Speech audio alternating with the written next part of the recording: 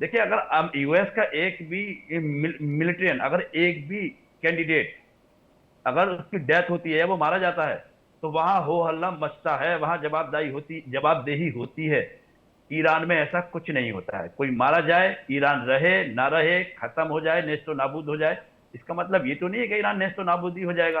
तो बड़ी यहाँ अफसोस की बात यह है कि अगर हम में से कोई काबिल आदमी से ये कहे कि ईरान को बहुत वहां गड़बड़ी है, अमेरिका में कोई गड़बड़ी नहीं है, ईरान जो के यहाँ बहुत जल्दी है, अमेरिका को कोई जल्दी नहीं, जल्दी सिर्फ अमेरिका को है। क्योंकि जितनी बार भी आप देख रहे हैं, डील की अगर बात की है तो यूएस की तरफ से की गई है, ईरान ने डील की नहीं है, नहीं डील की कोई बात की है। तो ये वाली बात है कि मेरे जो पड़ोसी मुल्क हैं, देखिए पड़ोसियों का बहुत बड़ा हक बनता है। अब उसमें हिंदुस्तान भी हो सकता है, उसमें और भी मुल्क हो सकते हैं, उसमें चाइना, रशिया, इनकी सबकी समझ में आती है ये अगर दादागिरी आंख दिखाने की एक दूसरे को बात करें। लेकिन एक इतनी दूर का आदमी, मैं बार बार कहता हूं, वो क्यों आंख दिखाएगा और वो क्यों उसकी आंख देखेगा? किसी ने देखी होगी, ईरान अब नहीं देखेगा।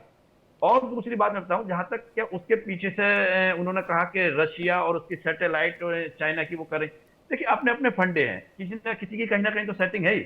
अब जैसे कि यूएस की सेटिंग है वो पाकिस्तान में है, यूएस की सेटिंग है वो इजराइल में। हम्म। इजराइल और पाकिस्तान यूएस को समर्थन करते हैं, वो उन्हें करते हैं। और यहाँ तेल का खेल है, मैं बार बार कहता हूँ, सिर्फ दो चीजों पर टिका है ये जो पूरा जंग है, दो चीजों पर है। एक तो आस्था और दूसरे मालियत का। हम्म। मालियत है तेल और आस्था है बैतुल मुकद्दस।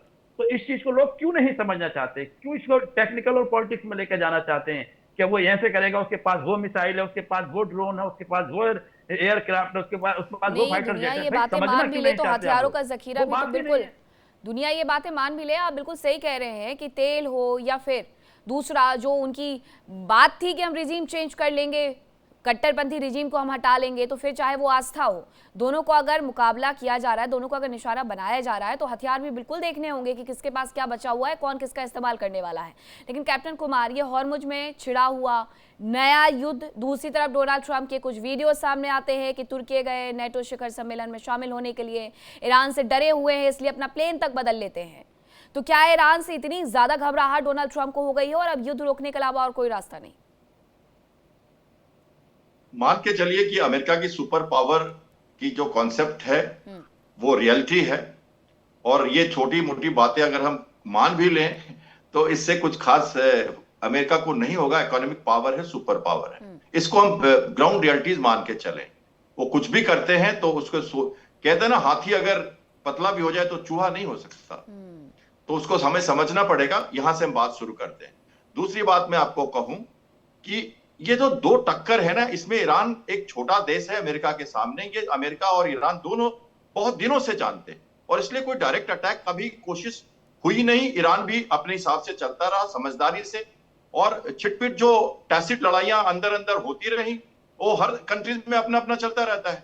लेकिन इस बार की जो मार है, इसको आपको समझिए कि क्योंकि ये बाइडेन की बात, उसके पहले ओबामा की जो बात खत्म हुई, फिर से आए थे ट्रंप, फिर से बाइडेन आए। कोई पॉलिसी अमेरिका ने चेंज नहीं की है मिलिटरी। और रिपब्लिक और डेमोक्रेट दोनों का यहाँ पे कहीं ना कहीं ये जरूर वो कह सकते हैं कि इंटेंट बहुत क्लियर है। ईरान उनका दुश्मन है, ऐसा वो कहते हैं। मैं नहीं कह रहा हूं, मैं एक आकलन कर रहा हूं। ये को सब कहते हैं, पूरा कंट्री कहता है। लेकिन किस तरह से अटैक किया जाए, नो एंड वॉर ना हो, लंबा वॉर चले, ये सारे थोड़े से मतभेद वहां पर हैं। इसमें कोई मतभेद नहीं है अमेरिका में कि ईरान प्रॉक्सी स्टेट है और वो एक खतरनाक हिस्सा है अमेरिका के लिए, ऐसा वो मानते हैं। उस नैरेटिव के साथ न्यूक्लियर डीएस्केलेशन करने के लिए रोग स्टेट मान के नैरेटिव के साथ अमेरिका यहां आया। जैसा हमारे मौलाना साहब कह रहे थे, आए क्यों? यहां आपका तो जगह नहीं है, आए क्यों? तो मैं उसकी बात कह रहा हूं, वो आए हैं क्यों? ये नैरेटिव लेके आए। और उसके बाद उनको ये पूरी तरह से मालूम था। इसके 20 कारण है क्यों ये हॉर्मुज पे लड़ाई आती। सारी लड़ाई हॉर्मुज पर ही थी। ये क्लियर होना चाहिए सबको। जब तक ये बात समझ में नहीं आएगी दर्शकों को कि लड़ाई हॉर्मुज से ही शुरू होनी थी, तीसरे दिन चौथे दिन हॉर्मुज बंद किया गया और वो उसके लिए तैयारी अमेरिका ने की थी। उसके पहले जो 40 दिन की लड़ाई हुई, उसको एनिलेट करने के लिए हुई। उसको कहते हैं प्रीएम्प्टिव स्ट्राइक, जो इजराइल ने किया। उसके बाद उन्होंने रोका है। और समुद्र की लड़ाई बहुत स्लो होती है। हॉर्मुज की लड़ाई में उनको पता है कि प्रॉब्लम्स होगी। उन्होंने सिर्फ अनमैन्ड बोट्स रखे हुए हैं बहरीन में और सारी मिलिट्री हटा रखी है। और ट्रंप का आज का बयान सुनिए, वो कहते हैं कि हमने वो अनमैन्ड बोट से बहरीन में सारे चैनल को स्वेप कर लिया और धीरे धीरे ओमान की तरफ से हम अपना सैनिटाइजेशन करके शिप्स को बहाल कर देंगे। जितना लंबा समय लगेगा, स्मेलिंग द ग्राउंड होगा, सब ओमान हेल्प कर रहा है। अब आप एक बात बताइए, अगर डील नहीं करनी थी हमें ईरान को किसी से, तो ओमान से वो डील क्यों कर रहा है? इतनी सारी ये बातें क्यों चल रही है 4 दिनों से कि ये डील कर रहा है वो? आखिर डील क्यों? लगा रहे चुपचाप आईआरजीसी के साथ लद्दाख और कोसाम के बीच से डील है रास्ता, और नहीं, खड़ा डील रहे। तो जरूरी है फिर ना, ऐसे तो चुप फिर क्या बैठना। युद्ध लड़ लड़ के दूसरा रशिया और यूक्रेन का फ्रंट खोलना है? कर्नल सुशील पठालिया की एक तरफ यूरोप में तो फ्रंट खुली हुआ है, अब हम मिडिल ईस्ट में भी ऐसा ही एक फ्रंट खोल देते हैं, क्यों दुनिया भर को परेशानी में डालना है? चाहता हूँ आपको मीनाक्षी जी, जी। अमेरिका के जो थिंक टैंक हैं, they very mature and great thinker, और जब भी आप कोई अपनी वॉर प्लान करते हैं, उसके अंदर सारी कंटीजेंसीज के ऊपर काम किया जाता है। हॉर्मुज़ स्ट्रेट को जो बंद करने की, that was the first obvious reaction by the Iran which America would have factored इन। उसको काउंटर करने के लिए उन्होंने नेवल ब्लॉकेड कर दिया। अभी आप एक और देखिए, 2 डेवलपमेंट हुई है, बहुत बढ़िया डेवलपमेंट है वो, और उनका कहीं ना कहीं ईरान के साथ सुई जो है वो मिल जाती है। अभी एक पैक्ट हुआ है सऊदी अरेबिया, पाकिस्तान और टर्की के बीच में, on the line of NATO, that अगर किसी भी देश पे हमला होता है तो दूसरा देश उसके खुल के उसके साथ आएगा। अभी ये पैक्ट क्यों आया? ये अभी ईरान ने क्या किया, उन्होंने हूतीस को यूज करते हुए रेड सी के अंदर सऊदी अरेबिया के शिप्स को टारगेट करना शुरू कर दिया। अभी सऊदी अरेबिया जो है वहां पे पहले ही पाकिस्तान के कोई 23,000 सैनिक जो है इस समय बैठे हुए हैं, और पाकिस्तान के पास वो कैपेसिटी है कि वो स्ट्रेंथ को 80,000 तक ला सकता है। कल को मान लीजिए सऊदी अरेबिया के ऊपर अटैक हो जाता है ईरान का, वो सिचुएशन आएगी, उस समय ये तीनों देश जो हैं, और ये भी पॉसिबिलिटी है कि ये जो 3 का भी ग्रुप बना है, इसके अंदर बाकी जो मिडिल ईस्ट की कंट्रीज हैं वो भी शायद आस्ते आस्ते इसको ज्वाइन करेंगे। बिकॉज अभी अमेरिका के ऊपर उनका जो ट्रस्ट था कि ये अमेरिका हमें बचा सकता है, वो काफी हद तक हिल चुका है। तो उसका ऑप्शन जो है वो यूएसए ने निकाल लिया है, और कभी भी ऐसी सिचुएशन नहीं आएगी जो ईरान 3 शर्तों की बात कर रहा है कि यूएसए इनको $300 अरब देगा, या यूएसए जो है खाड़ी देशों से अपनी सेनाएं हटा लेगा, अपनी बेसेस गायब कर लेगा। That is not going to happen, these are just rhetoric.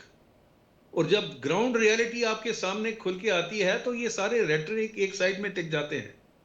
देखिए, स्पिरिट इज गुड, जोश होना चाहिए, I agree with that, but ground reality भी तो आप देखिए कि ईरान कहां स्टैंड करता है, और ये जो 3 देशों का अभी डिफेंस पैक्ट हुआ है, इसकी शुरुआत कहां से हुई? अगर ईरान हूतीस को नहीं बोलता कि आप सऊदी अरेबिया के शिप या बाबिल मंडेब जो पोर्ट है वहां पे अटैक करना शुरू कर दीजिए, तो इसका ब्लेम किसको जाएगा? So they are trying to escalate and use their, ये इनका लास्ट वेपन था। अभी इनके पास कोई ऑप्शन नहीं बचा हुआ है सिवाय गल्फ कंट्रीज के ऊपर अपनी मिसाइल जो ड्रोन दागे, और हूती के जरिए उसको एम्पावर करें, और वेपन दे, और मिसाइल दे, और ड्रोन दे, और रेड सी के अंदर वो क्योस क्रिएट करने की कोशिश करें। बट ये ज्यादा देर टिकेगा नहीं। इसका काउंटर मेजर्स जो है वो ले भी होंगे, और कहीं ना कहीं ये जो डिफेंस पैक्ट हुआ है ये अमेरिका के इशारे से हुआ है। Let me tell you that. True. Rohit Sharma ji, लेकिन ये अमेरिका हर देश के साथ इतना कमिटेड क्यों हो जाता है? इराक रहा हो, अफगानिस्तान रहा हो, वियतनाम रहा हो, ये ईगो की ज्यादा लड़ाई बन जाती है अमेरिका के लिए कि नहीं जीत पाए तो अब जीत करके दिखाएंगे, फिर चाहे भले ही 20 साल बाद हार जाए। एक ये ईगो इशू है, और दूसरा एक बहुत बड़ा इशू है जो इनकी वेपन्स इंडस्ट्री है। वियतनाम से पुल आउट करने की कई बार कोशिश की गई। इनफैक्ट ये भी बोला जाता है कि जॉन एफ कैनेडी का असैसिनेशन भी वियतनाम वॉर से लिंक्ड था कि नहीं था, अभी तक वो क्लियर नहीं है। लेकिन हाँ, एक बात जरूर है कि वियतनाम वॉर से पुल आउट करना चाह रहे थे कैनेडी, और जो वेपन्स इंडस्ट्री है, या बोले कि इनकी हथियारों के जो बेचने वाले थे, वो उसके सपोर्ट में नहीं थे। पुल आउट करने के लिए साइन करने जा रहे थे, उससे पहले असैसिनेशन हुआ, एंड नेक्स्ट प्रेसिडेंट आया, नेक्स्ट प्रेसिडेंट ने कैबिनेट की मीटिंग ली, फर्स्ट डिसीजन वियतनाम गवर्नमेंट कर ली। तो इस तरीके को अगर देखेंगे, ये पूरा का पूरा जो गेम चलता है, एक वेपन्स इंडस्ट्री भी है, और उस इंडस्ट्री का भी प्रेशर होता है, ऑयल लॉबी का भी प्रेशर होता है, बहुत सारी लॉबीज इसमें काम कर रही होती है, और अमेरिकन प्रेसिडेंट प्रेशर में काम नहीं करते, कोई नहीं बोल सकता। अमेरिकन प्रेसिडेंट करप्शन जितना वहां पर है उतना पूरी वर्ल्ड में भी। राइट, या बोले तो पूरी वर्ल्ड में जितना करप्शन है वहां पे भी है, बस वही है वो चावल में कंकड़ नहीं मिला रहा है, वो ये नहीं कर रहा है कि नकली तेल बेच रहे, वो ऐसा नहीं कर रहा। वहां पे आम आदमी को करप्शन से कोई प्रॉब्लम नहीं होती, but there is corruption out there. वहां पर बड़ी बड़ी गवर्नमेंट्स के खिलाफ आप देखिए ना, सद्दाम हुसैन को हटाया गया था, क्या रीजन था भाई? तेल ऑयल लॉबी का प्रेशर था ना। वरना सद्दाम हुसैन तो अपना आपने उसके ऊपर सैंक्शंस लगा रखे थे, सब कुछ कर रखा था। ईरान का भी क्या प्रेशर था भैया? आप ही खुद ही बोल रहे हो कि न्यूक्लियर वेपन लेके घूम रहे हो, आपकी तुलसी गैबार्ड बोल रही है कोई प्रूफ नहीं है, आपकी गवर्नमेंट आए ये कुछ और बोल रही है, लॉबीज के प्रेशर है नहीं सारे, तो इसी वजह से हो रहा है। ये यहूदी लॉबी का प्रेशर होगा, एक ऑयल लॉबी का प्रेशर होगा, तो ये प्रेशर्स वहां चलते हैं और उन प्रेशर्स में आर्मी काम करती है। We have seen it. इधर छोड़िए, ईरान वॉर में कितने सॉरी इराक में कितने अमेरिकन सैनिक मारे जा चुके? 5000 से ज्यादा लिस्ट में मुझे लास्ट में मेरे पास थी। और सोमालिया में 12 अमेरिकन सैनिक मारे गए थे, तो पूरे सोमालिया से पुल आउट हो गया था। क्यों? क्योंकि वहां तेल नहीं थी। इराक से पुल आउट हुआ ही नहीं तो। और इराक में अब भी बैठे हैं, अब भी अटैक हो रहे हैं, आपने अफगानिस्तान से पुल आउट कर लिया। अभी तो ये सर स्थिति वही है ना तेल नहीं।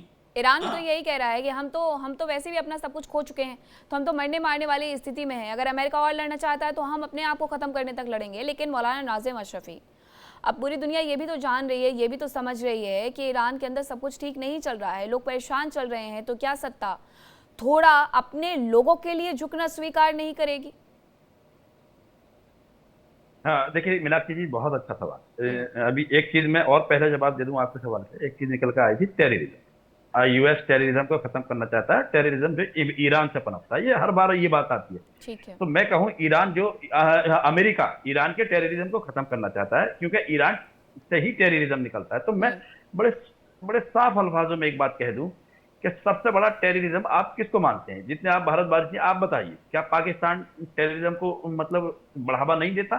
क्या वो टेररिज्म को मतलब वहां की फैक्ट्री टेररिज्म से एकदम लेस नहीं है? वहां एक फैक्ट्री नहीं है टेररिज्म पैदा करने की? और सबसे गहरा दोस्त अमेरिका का पाकिस्तान है। तो अमेरिका कैसे टेररिज्म खत्म करेगा? अगर अमेरिका को टेररिज्म खत्म करना तो ईरान पे आक्रमण क्यों, ईरान पे अटैक क्यों? पाकिस्तान पे करना चाहिए, मगर उस पर नहीं करेगा क्योंकि वो उसका दोस्त है। एक तो बात ये हो गई। दूसरी चीज, आप अमेरिका की अगर हिस्ट्री उठाकर देखें, किससे लड़ा है वो आज तक? कि अगर इन 40 साल में, अब 40 ईयर्स ओल्ड मैं बात कर रहा हूँ, इन 40 साल में कोई भारत से नहीं लड़ा, कोई चाइना से नहीं लड़ा, रशिया से नहीं लड़ा। जो पावरफुल कंट्री है उनसे वो लड़ाई नहीं है, वो छोटी छोटी कंट्रियों से लड़ा है। उनसे लड़के लोगों पे ये भय बैठा दिया, यानी लोगों को माइंड सेट करने पे उसने मजबूर कर दिया कि वो सुपर पावर है, वो पावरफुल है। देखिए इंडिया डेली 24/7 अब आपकी स्मार्ट टीवी पर। इंडिया डेली मौजूद है सभी डिजिटल प्लेटफॉर्म पर लाइव और लगातार। इंडिया डेली 24/7 हर दिन राष्ट्र को समर्पित।